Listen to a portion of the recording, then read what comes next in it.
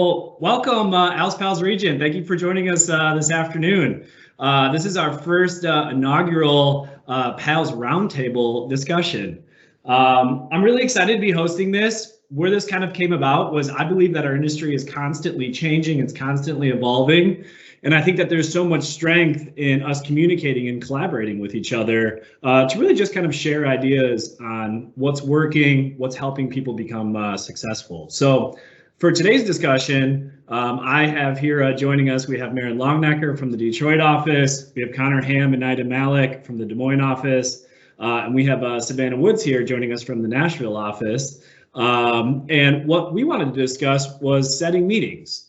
As I was thinking about, some of the challenges facing our business, I think meeting new customers is a constant challenge, right? Additionally, for recruiters trying to earn a promotion, one of the key things that we look at is setting meetings, right? And I think that if there's something that's constantly changing and evolving, it's what are those best practices? What are the best ways to do it?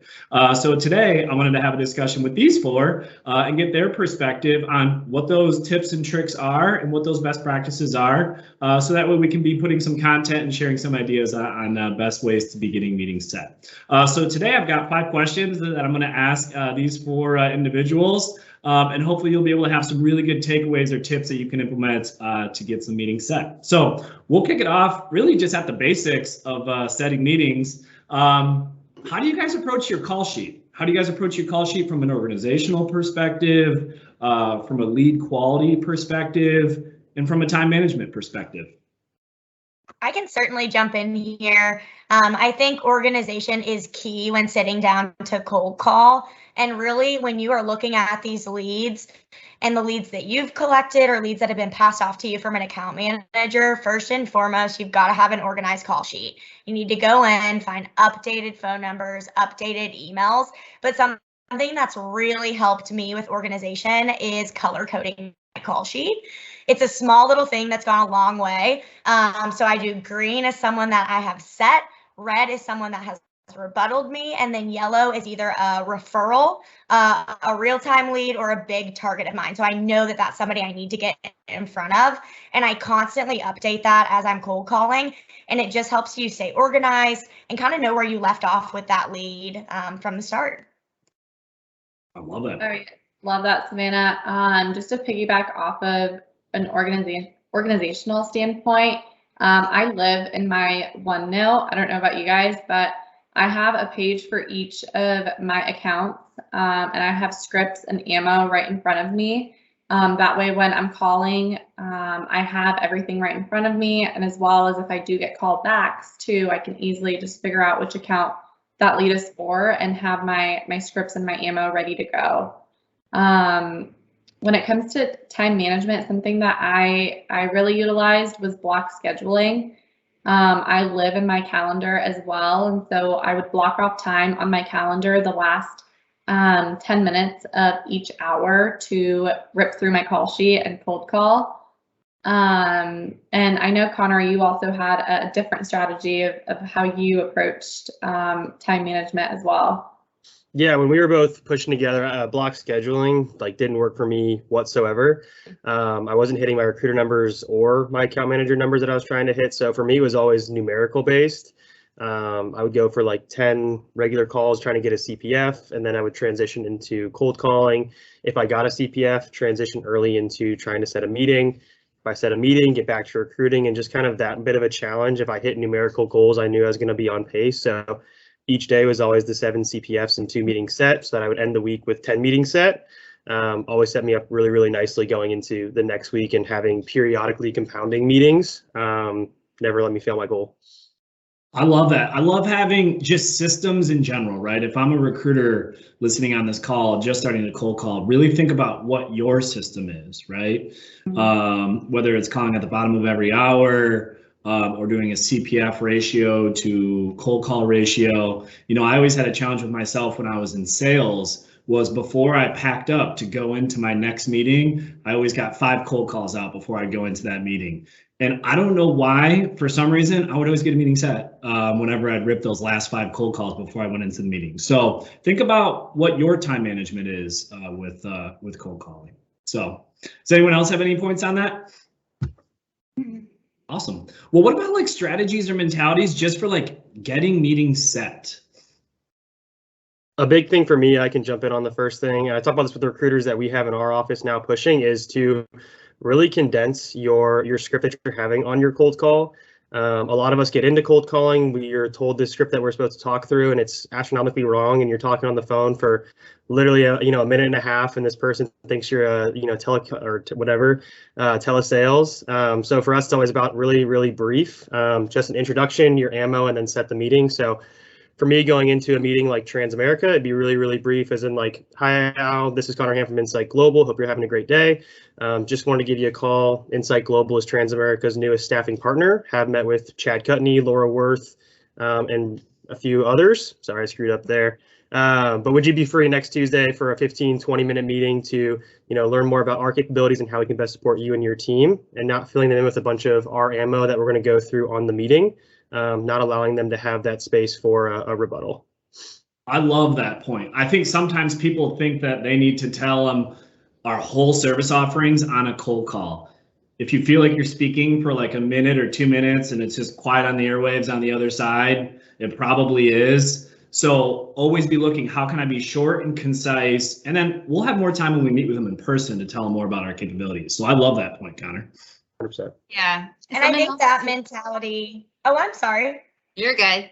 I was just going to jump in really quick and just say the mentality that I have, like when setting meetings or cold calling, like whenever you're cold calling, is not to just do it alone. Like jump on a cold call blitz, or whether you're cold calling alone in your room when you're not on like the screen with someone else. If you have a set, call someone and celebrate it. Or if you have a shutdown, like call someone and talk through the rebuttals. It's just going to make it all the more easier if you were to get that rebuttal again in the future, to have like a sales manager, an account manager, or even just anyone else in the pit to bounce that ideas off of and bounce back and get back to like pinging through your sheets after you get a hold of someone. Great point. You had something, Saf? I was going to say, just in bounce back to Connor's, keep it short and concise. That trickles across all ways that we're attacking our managers. I think we send these lengthy emails or super long LinkedIn messages, and we oftentimes lose people in so much meat and bones, like instead of getting straight to the point because we butter it up or we add in. And so I think that message applies to every way we're attacking our managers and how we're framing our messaging. No, absolutely. As it relates to, LinkedIn, assumptive invites, like, do you guys have any advice there? It's funny, as I think about when I was cold calling as a recruiter trying to get promoted, this was literally 8 years ago. It was just calls, right? And to a degree, that process still works, right? But it's 2022. There's a lot of other avenues to set meetings. So do you guys have any, best practices or tips as it relates to LinkedIn, calendar invites? Yeah, I think to Savannah's point, keeping it like short and simple is great, especially on LinkedIn. I love to get personable with people. If I find something on someone's page, that I can relate to, that's typically what I start off with when I reach out to a connection. For example, like if I see I graduated from Iowa State University. So if I see someone that I connected with, graduated from there, I'll shoot them a message, say, hey, thanks so much for connecting with me. I love connecting with a fellow ISU grad, go State. And I notice, people love that stuff. And I'll get a response way quicker saying something like that than, reaching out with like a paragraph long message about our services. I love that point. I think sometimes we think all the managers that we're trying to set meetings with, like, don't want that connection. They actually do, right? Think about like when you meet someone that's from the same hometown as you or from the same school as you, or has the same connection or interest on LinkedIn. People like to be around people that they have shared interests with. So I think that's a great point, Netta. Yeah, and even going off of LinkedIn too, I think it's really important that you keep your profile up to date on LinkedIn. So what that requires is like pretty much keeping or going and making sure that you are marking that you are with Insight Global, putting the actual title of recruiter or whatever your title is at the time. And then also your tagline is so important. So when you look at someone's LinkedIn profile, that like whatever the description is right under the picture is what they will see when you message them. So I think mine is just like account manager at Insight Global, but just at least stating like what you do, with what company you're with, something like that is just going to be really eye-catching to them. And then you can also put in some accolades or some information of like what Insight Global does in the body of your LinkedIn page, so that if they were to click on it, they could see that, like, see more about what Insight Global can offer and provide, and that alone might like cause an interest for them to reply back to you. Yeah, I love that. That goes into just like your brand, right? The reality is that that LinkedIn connection is now the equivalent almost of that first handshake, right? Or looking them in the eye. It's like, it's not, but it is, right? And it's that first opportunity to leave a good impression on them. And if, you know, they'll be able to tell if, you know, how you handle your professional business based off of how much care you even put into that, right? So I think that's an awesome point. I love that. And then just going into assumptive calendar invites, that's been a huge strategy that I've really tried to capitalize on in order to set meetings nowadays, because everyone's on their email, everyone's living and breathing by their calendars in this COVID virtual world. So how can we capitalize on that? And so with assumptive calendar invites, one huge tip is I always try to send them at least 2 weeks out. Because when you think about our calendars, we stack our meetings as account managers with 15 plus a week. Recruiters have CPS on their calendars. Sales managers have meetings. So when you think about that, our calendars are already full if we're trying to set it the next day or that week. So getting it out there ahead of time allows them to kind of see that on the forefront. If they need to propose a new time, it allows them to move it around, and maybe you can nail down something that works. And then I do have a quick little script of just what I've been sending with assumptive calendar invites, and it goes something along the lines of this. Hey, Mr. Manager, Happy New Year. I hope this invitation finds you well. I wanted to send an invite to see if you and I could get connected. I'm with Insight Global, and I'm the new account manager servicing this account. We've placed over 100 people in your organization, and I recently worked with Gabriel on one of his openings. I saw on LinkedIn you had an opening on your team and would love to talk about potentially assisting you with this rec. Please let me know if this day and time works. If not, feel free to propose one that does. Thanks. I love that. Yeah, that's a great one. I might have to use that next time. Yeah, I feel like I would meet with that person. No, but I think that that's so important, right? Like, and how do assumptive invites play into a recruiter one that's trying to earn a promotion, right? How do you look for those opportunities to even send assumptive calendar invites? Well, every time you go out on the road with your account manager, look at that as an opportunity where you're building that business connection, right? And what I mean by that is any referral that you gather during that meeting, you should try to send the assumptive calendar invite, right? Because you were in that meeting and you understand the account, you know the rules of engagement. And then additionally, as it relates to like LinkedIn connections, I would be connecting almost with any person that I speak with as it relates to cold calls, meetings that I join with other account managers, or any meetings that I'm on directly. The more connections that you can have via LinkedIn, the more that kind of network expands. So that's just also another great tip as it relates to, you know, setting assumptive calendar invites and utilizing LinkedIn. So does anyone else have any other points on that? I will just add with the assumptive calendar invites, I always love to add the video like link of like whatever platform the client is using. So if a client uses WebEx or Zoom, whatever it might be, figure it out and then add that video type of conferencing into the calendar invite, and always join the meeting regardless if they accept it or respond. There have been many times when like they haven't said anything to me and I jump on the meeting and they're there. I think they just go through the motions of their day. They open the next calendar invite and they jump on it. So it's a good way to catch them. And if you provide that video link, then you're more likely to catch them than if you don't. I love that. What about lead generation tools? Do you guys utilize those? Definitely.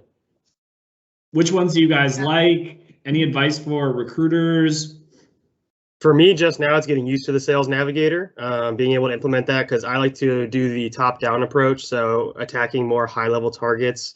Even if I know they probably are too high level to be a hiring manager, if I can get them on the phone, get a referral from them or pique their interest, going to someone and talking, being like, hey, your boss referred me to you and thought that we would be a good match to talk about, rather than someone below me referred up. I think provides a lot more value and a lot more ammo for you. So when I'm going through like Sales Navigator, it's typing in those high level positions of the directors, managers, leaving out the supervisors, the leads, because you know they're not going to be involved, but the higher level positions are always going to have something to do with that hiring process. Great point, Connor. And something that's really cool about Sales Navigator too, and I know that there's a whole study hall about it from IGU, but a lot of what we do is honestly already embodied like in Sales Nav. You can create lead sheets, you can create call sheets. There's a whole tab of just like decision makers, and it comes with just like literally managers' profiles right there, and you can quickly just connect with them. It's all kind of handed to you if you understand how to use that tool, which is, again, something that I'm still learning how to use. But something as well that is kind of underrated is just genuinely using LinkedIn as a lead generating tool. I think it's very easy for you to just type in the company, you know, find the people, figure out which location you need, and then just start connecting with people that way, and then adding them to your call sheet. And then starting to use our tools like RevDrive to be able to actually give them a call or get their emails too. So it somehow all connects, but just understanding how to use those tools is really important at first. And don't be afraid to use Atlas. We have our own internal database. Right. These people might have been a reference. They might have been a candidate at one point. You never know when you're going to find a cell phone number or an email in there too. I love it. So one of the things that I feel I've heard as a rebuttal or a pain point is, as people begin cold calling, is they get the rebuttal because now we use our lead generation tools, and you should be, is how'd you get my cell phone number? Do you guys get that? How should our recruiters be handling that are learning how to cold call? I think the easiest one to jump to is just letting them know, like, we do have an analytics department that pulls leads for our clients of individuals who could utilize our services. Your number came up. I apologize that it's a personal number. Is there a better, more professional number that I can reach you at? Just kind of deflecting the situation, getting a new number, and then rolling into trying to set the meeting. Any other angles on that? Yeah, I agree with that one. And sometimes I'll just say Google. I threw your name into Google and I picked the first number that popped up and I called it. So it just depends on, I guess, how comfortable you are or where you did find the number. If it was a super easy number to find, you can always like fall back on the Google route. But if you had to do a little bit more digging, then you can fall back on the sales analytics route. I love it. Yeah. Just be prepared for it. I think, we have a lot of customers that actually don't even have landlines anymore. But I think honesty is always the route to go with that. What information should, our either account managers or recruiters know before cold calling? Do you guys have any, specific mentalities that you guys like to gather, as it relates to arming yourself with setting meetings? I think connecting on that last point, something that I like to go through with my recruiters when they're trying to PCP for a MORC or whatever it may be is discussing the rebuttals they might come across. That way, when it does happen, they have them kind of prepped and ready to go. That is their additional ammo. But then going into it, each script or each cold call should be custom for that person. If they're in IT, it should be IT script. If it's in finance, it should be financial script of individuals we've met with in both spaces, because they really don't intertwine unless they're a really small company. So being able to list names they'll actually know carries much more weight in having that ammo. And then always having those rebuttals ready, just like you have the prepared, you're not going to freak out, you have it written down. So it's just something another piece of your script to fall back on. I think pre-call planning is something that's really important. And some of you may be wondering, like, what is pre-call planning? I've never even heard of this.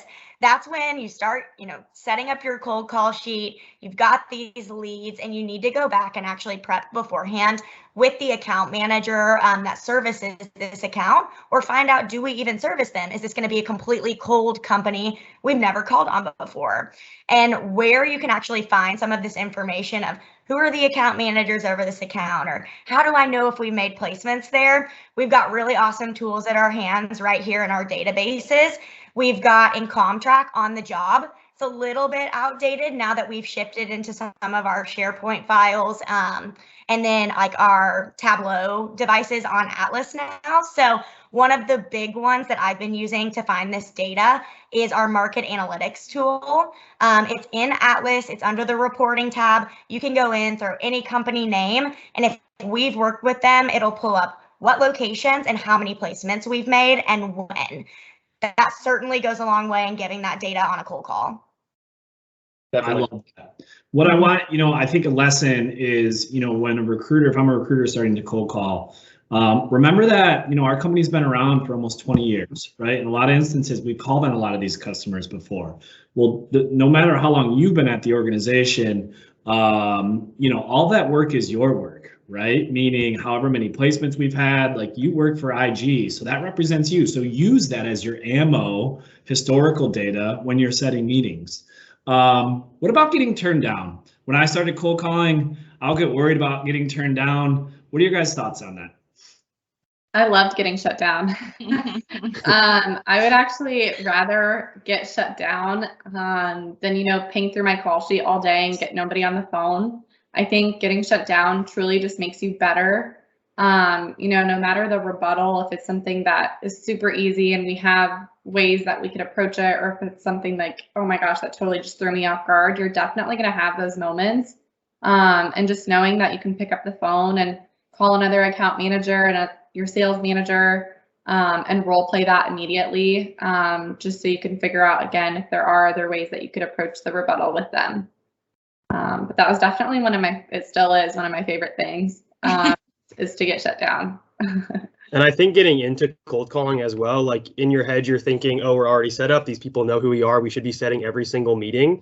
But really the mentality, and as Al described it, is like it's a numbers game, So you're trying to get 10 calls out to get 1 meeting set. You're trying to have 10 meetings set to have 5 go off.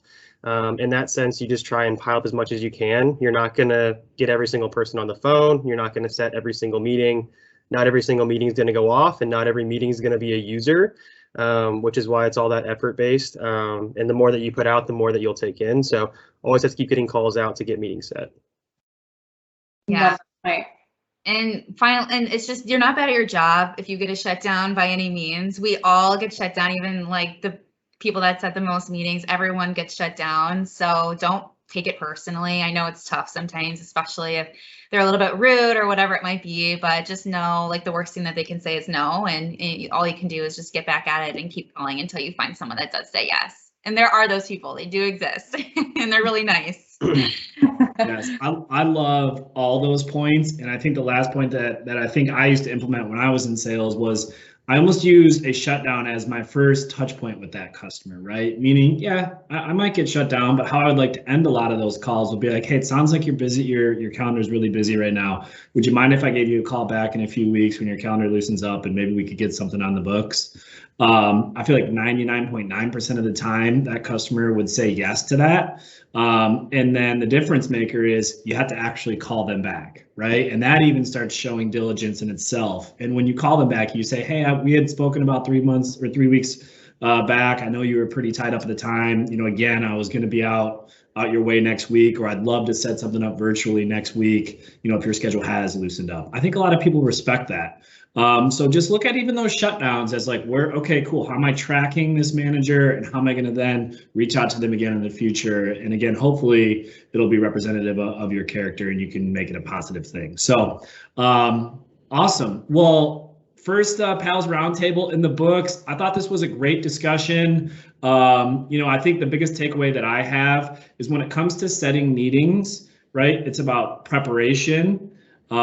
It's not just about cold calls. Yes, that's a huge part of it. But as we're in 2022, it's about LinkedIn messaging. It's about assumptive calendar invites. It's about casting a lot of lines, out there so you can hopefully get more catches. And then incrementally, you'll start having 1 meeting, 2 meetings, 3 meetings, 4 meetings, 5 meetings plus off a week. So thank you guys so much for your time. I thought you guys brought some great tips and tricks to this. And everyone have a great day. Appreciate it, Al. Thanks, Al. Thanks, Al.